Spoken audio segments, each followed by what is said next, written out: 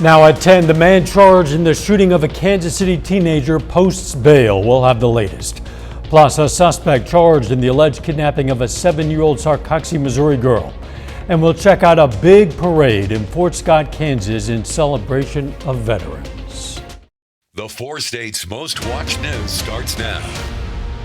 The Kansas City man accused of shooting a teenager who went to the wrong address to pick up his brothers surrendered to police and then posted bond today. This is KOAM News at 10. I'm Dow Quick. 84-year-old Andrew Lester faces 2 felony charges for using his revolver to shoot that 16-year-old twice last Thursday. Reporter Adriana Diaz is in Kansas City, Missouri with the latest on Yarl's recovery. Ralph Yarl's classmates marched in solidarity and support.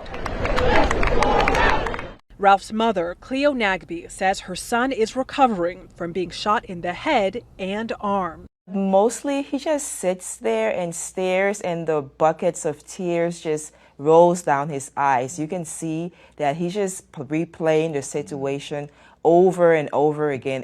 Andrew Lester faces 2 felony counts, armed criminal action and first-degree assault. According to the criminal complaint, the 84-year-old told police he had just laid down in bed when he heard the doorbell. He picked up his gun and said he saw a black male approximately 6 feet tall at the door, telling detectives he was, quote, scared to death due to the male's size and Lester's old age. The complaint says Lester repeatedly expressed concern for the victim. Ralph's family says as he was trying to get help, someone yelled at him to get on his knees and raise his hands. And all we hear is a bunch of banging at our door. In his first television interview, Zach Dovell, who lives across the street, says he and his mother went to help. There was blood from where he was at, all the way up, all over the door. Dovell says he is still replaying that night in his head. You hear about these things on the news over time, and then when it really happens to you, it's a life changer. Adriana Diaz, CBS News, Kansas City, Missouri. The house Ralph went to was on Northeast 115th Street, the house where his brother actually were. That was North 115th Terrace, just 1 block down. A man is now charged after a Missouri statewide Amber Alert Saturday evening. 23-year-old Matthew Honeycutt of Neosho is charged with felony kidnapping. Authorities are holding him in the Jasper County Jail with bond set at $250,000, cash only. The Amber Alert was issued for a 7-year-old Sarcoxie area girl. According to court filings, Honeycutt had the mother's permission to drive her car from her address with the child. The destination was 10 minutes away to pick up a dog in Sarcoxie and then to drive straight back. He was gone 6 hours with the girl. The girl was found safe at I-44 exit 4. She's currently in state custody. We're learning more about a Saturday morning shooting in Joplin. 28-year-old Christopher Carter now faces charges of 4th-degree assault and unlawful use and possession of a weapon. Court records also say he has a history of crimes involving weapons. Joplin police believe Carter was denied entry into Club XO. They say a patron saw him walking to a car parked nearby. The patron said Carter then opened a car door and got an AR-15 pistol. Authorities say that was when the patron feared for the safety of himself and the public and grabbed Carter. The gun was fired during the struggle. No one was hit by the stray bullet. Oklahoma Governor Kevin Stitt is seeking the resignation of 4 county officials after a newspaper's audio recording apparently captured some of them discussing a proposal to kill 2 newspaper reporters. A portion of the recording was released by the paper. A reporter said he wanted to prove McCurtain County, Oklahoma officials were holding secret meetings, so he left his recording device behind. The recording apparently captures the sheriff and other county officials discussing killing the reporter and his son, who is also a reporter. It also appears to capture one of the 4 making racist comments about black people. The audio recording has been handed over to the FBI. The Sheriff's Department released a statement claiming the recording was obtained illegally and that it might have been altered. It's been another warm and windy day. Chief Meteorologist Doug Heddy. Yeah, it popped all the way up into the mid-80s for afternoon highs. 84 is where we topped out, started nearly 60 during the morning hours. Our average high is 70 degrees, and we're actually sitting near that mark outside for us right now. Pretty much clear skies. We are watching our next storm system, which is developing back to our north and west. You can see some thunderstorms, southeastern parts of Nebraska. We're going to stay dry tonight, but our chances for rain will start to go up tomorrow night. 68 in Lamar, 70 in Miami, 71 in Chanute. It is windy. We have these southerly winds, and this is going to keep our temperatures up tonight, but the winds are going to be gusting pretty strong, especially toward morning as we slide back through lower 60s, rebound to 70 at 10 a.m. Of course, we're going to talk about changes with this next storm system here in just a bit. See you soon. Pittsburgh State University today held its annual research colloquium. That's where students present their findings of experiments and trials in multiple topics. The judges were Pitt State faculty and other community members who volunteered to judge the students' findings and presentations. The students have been researching their project since last fall. Pittsburgh State University held its annual research colloquium, where students present their research findings. One group of researchers presented a 6-week peer fitness. That was the wrong tape there. We can tell you that that colloquium had 68 poster presentations. It was signing today at Pitt State, but not for athletes. Today was about students in the electrical program. 9 students signed with companies for full-time employment. 3 signed internships. Industry representatives were in attendance to celebrate. Officials say it's important that the students get the recognition they deserve. It gives us an opportunity to promote the companies that they're going to work for. Our students, they'll bring their families in, and it's just a fun environment. And I'm really looking forward to today's event. That event was held in the rotunda of Pitt State's Kansas Technology Center. A retired professional baseball player is honoring local veterans with a parade and hunt. Fort Scott native Adam LaRoche is hosting the week-long hunt for veterans at his E3 ranch in the Fort Scott area. The hunt kicked off today with this parade through Fort Scott, showing support for the veterans. Well, anytime I feel like the school can get out and support the community and any community endeavors that they're wanting to do, I just feel like it's important for them to see what our community is all about. A lot of these kids, maybe they haven't experienced a parade, maybe they've never seen a veteran, and it's just another opportunity to kind of bring real life to the classroom. This isn't the first hunt, the first veterans hunt hosted by LaRoche, but it is the first one since the start of the pandemic. The Spiva Center for the Arts gave local poets a chance to put their skills to the test. They hosted their 15th annual 1,000 Words event. People were able to write a poem about the images on display for the center's National Photography exhibit. Today, those poems were read, and there's a lot of history with the event. It started with a creative writing class I was taking. It was a night class, and so we actually came to Spiva one night, and everybody picked a photo as a prompt, as a inspiration. And it went really well, and so we just have kept doing it over the years. In fact, we have a couple people here tonight who were at that first reading who are reading, so that's pretty cool. The National Photography exhibit will run until May 13th. Coming up, details on a Missouri bill passed to bar transgender women and girls from joining sports teams. Plus, why a trial involving Fox News and Dominion voting systems never happened today. Transgender girls and women would no longer be allowed to play on the same team as other girls and women under a bill passed in Missouri's Republican-led House. Lawmakers voted 104 to 46 to send the measure to the GOP-led Senate, which passed similar legislation earlier this year. The ban would apply to student athletes in 6th grade through college. It includes teams at private schools. Public K through 12 schools and colleges would lose state funding for allowing transgender girls to play sports with other girls. An expected trial between Fox News and Dominion voting systems was set to get underway today, but the trial never happened, as lawyers for both sides ended up agreeing to a settlement. Reporter Nicole Sagana has the story. Fox News will pay Dominion Voting Systems more than $787 million as part of a settlement, a last-minute agreement to avoid a trial that would have put its top talent on the stand. Lies have consequences. The truth does not know red or blue. The voting machine company's defamation lawsuit claimed Fox damaged its reputation by airing claims from then-President Trump's attorneys, saying that Dominion helped rig the 2020 presidential election for Joe Biden.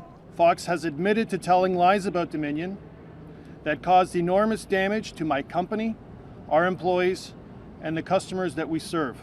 Dominion had been seeking $1.6 billion in damages, saying Fox knowingly aired false claims about their voting machines in order to boost ratings. Wrongfully awarded Joe Biden thousands of ballots that were cast for President Trump. Attorneys for Fox left the courthouse without comment. In a statement, the company did not apologize, though they acknowledged the court found some of Fox's claims about Dominion to be false. Fox settled pretty clearly to avoid the public humiliation of having to send all of their top talent as well as their top executives into the courtroom. Fox says the network's coverage of the election was reasonable because the election rigging claims by Trump's lawyers were newsworthy.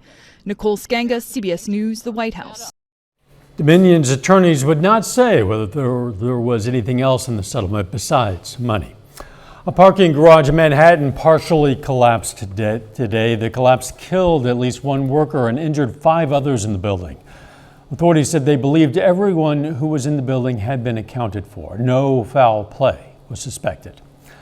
A little bit later, one of the best girls basketball team coaches in Missouri steps down from his role. We're going to hear from him in sports. Plus, warm temperatures sticking around, also very windy and tracking some thunderstorms coming up next.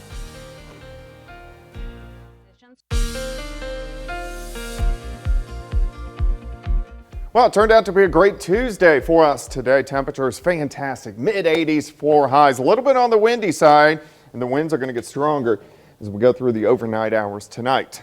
Nice shot, Indigo Sky, Casino and Resort Indigo, just outside of Seneca, Missouri. Also, our allergies are high, so if you're an allergy sufferer, you notice it. I washed my car just yesterday, and I have pollen on it, which is not good, but today, 10.8 out of 12, tomorrow 11.3, so right at the top of the scale.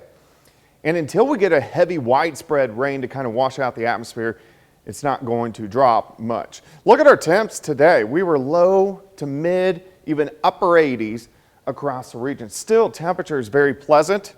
Right now, we're at 64 in Stockton, 71 in Neosho, Carthage 68, 70 in Chautauqua, 71 in Chanute.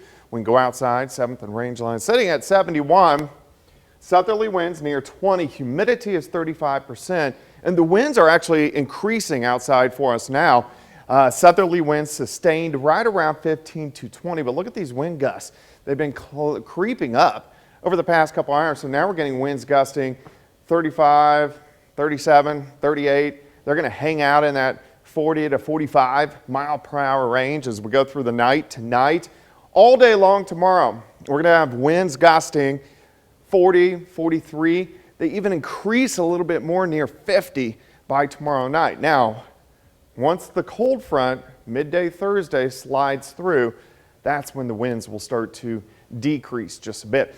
Tonight's going to be fine, lower 60s. We rebound to 70 by 10 a.m.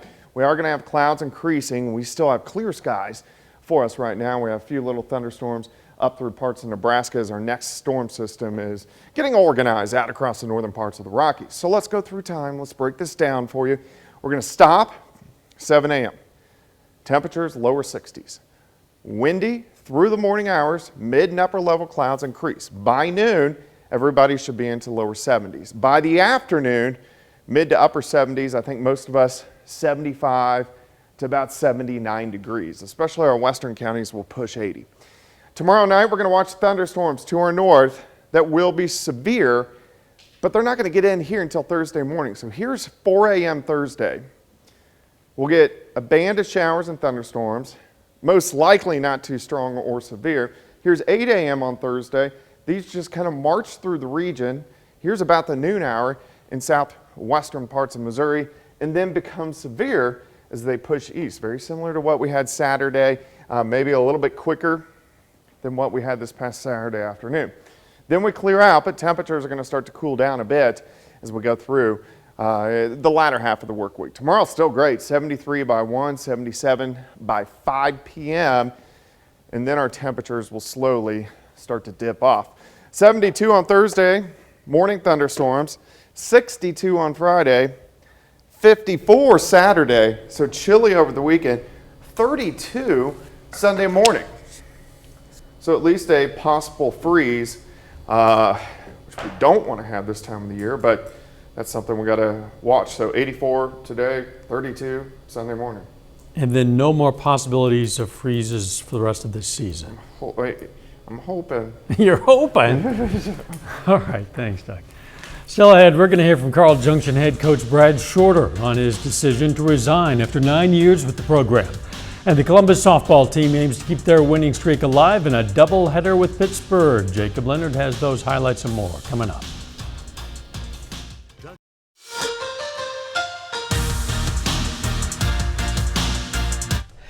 Well, one of the most successful girls basketball coaches in the state of Missouri resigns today. Carl Junction's Brad Shorter announces he is leaving the program after 9 years as head coach. Now, in his 9 years there, no doubt Carl Junction has been one of the best programs in the state. They've made 4 trips to the Final Four in the last 7 years, finishing as state runner-up twice. They're actually coming off arguably their best season in program history. Last season, Carl Junction was 30-2 overall, setting a new program record for wins and claiming their 8th consecutive district title. Here's Shorter on his decision and telling the team last Friday. It was a great ride, and obviously it was a very difficult decision to make, and I didn't have any clarity till late. Just, gosh, it was a difficult day and emotional time for all of us. But I think our kids, they understood why. We talk about keeping our priorities in check with our faith, family, and then school and basketball. So they were able to do that. And I needed to do that, you know, obviously keeping family first and being able to spend more time with my son is going to be a big piece, and my wife moving forward. The Missouri Southern Lions are tied for first place in the MIAA baseball standings. The Lions are 21-6 in conference play and 33-10 overall. And they have 6 MIAA games to go. First, though, Southern has one more non-conference game tonight at home against Washburn. Missouri Southern enters the night on a 5-game winning streak against the Ichabods this evening. Lions finish it off early, run-ruling Washburn 17-7. They hit 6 home runs tonight. Chayton Beck goes 2 for 4 in the game with 2 home runs and 4 RBIs. Pittsburgh State Gorillas also on the field for some non-conference action tonight on the road against Missouri S&T. That one also final. Gorillas roll big 14-3. Nice night for Austin Warkins. He goes 2 for 3 with a homer and 4 RBIs. Next up for Pittsburgh State, a 3-game series against Newman beginning on Friday. We have a big interleague softball matchup tonight in Southeast Kansas with the Columbus Titans hosting a doubleheader against the Pittsburgh Purple Dragons. Pittsburgh is 6-2 to start the season, while Columbus is 8-1. The Titans try to push their winning streak to 7 games tonight against the Purple Dragons. Fast start for Columbus. Aubrey Saporito fights that off through the right side. Katie Simpson scores to give the Titans the first run of the day. Later in the inning, 2 on for Gracie Major. Look at this, she drills it high and deep to right center, clears the fence for the 3-run homer. Titans up 4-0 and still no outs. Columbus actually bats around the order. Gracie Major up again, and she comes up big again. With the bases loaded, drops it in the grass to score 2. Titans go up 9-0 after 1. Second inning, more from Columbus. This time, Katie Simpson driving it all the way to the base of the fence out there. That scores Jalen Rodriguez. It's 10-0 Titans after 2, but in the third, here comes Pittsburgh, Maddie Burdick. Rips one through the left side. Run scores for the Purple Dragons, and they're on the board. Burdick into second safely. Next batter, Callie Terry delivers. Hammers this to right center. Burdick comes home. Terry in for the double. Pittsburgh gets 2 back in the third, but Columbus finishes this one off in 5. Titans win their 7th straight, beating Pittsburgh 12-2. So in Game 2, Titans try to make it 8 straight and sweep the doubleheader, and that's what they did. Got it done in a shutout, 10-0. Titans are now 10-1 to start the season. In the major leagues, Game 2 of the series tonight between the Royals and Rangers. Kansas City trying to snap a 4-game losing streak, but they lose this one 12-2. The series finale between the two teams is tomorrow afternoon at 1:10. In the National League, the Cards try to even their series with the Diamondbacks. Score 3 in the ninth, but they fall just short 8-7. Wilson Contreras goes 2 for 5 tonight with 2 homers and 3 RBIs. Coach Shorter at Carl Junction, he's been at CJ for most of my career here at KOAM. Always been great to us, and that program's been fun to be around. They're good every year. He's done a lot for the program, for sure. We'll be right back. Buffalo Bills safety Damar Hamlin could be back playing on the field again soon. Today, the team's general manager says Hamlin has been cleared to resume football activities. On January 2nd, as you'll recall, the 25-year-old went into cardiac arrest after making a tackle in a game against the Cincinnati Bengals. Doctors and trainers administered CPR and used a defibrillator on the field to resuscitate Hamlin before a nationwide audience. Eventually, he was taken out of the stadium in an ambulance. The Bills say 3 specialists have all agreed Hamlin can resume full activities. And of course, everyone everywhere has been pulling for this young man, and that is good to hear. Yeah, absolutely. The weather is going to be warm for at least a few more days. It is, and windy, very windy for us tomorrow. Winds gusting 40 to 45 out of the south. 78 for a high. Some thunderstorms late tomorrow night into Thursday morning, and then cooling down by the weekend. Final sports note. Well, it's like 3 weeks too late, but Missouri Southern softball has finally made the national rankings. They're in first place in the MIAA, 16-2 in the conference. They're tied at number 25 in this week's poll. Very good. Thanks for joining us. Don't forget the morning show starts at 5 a.m. and let's make it a great tomorrow.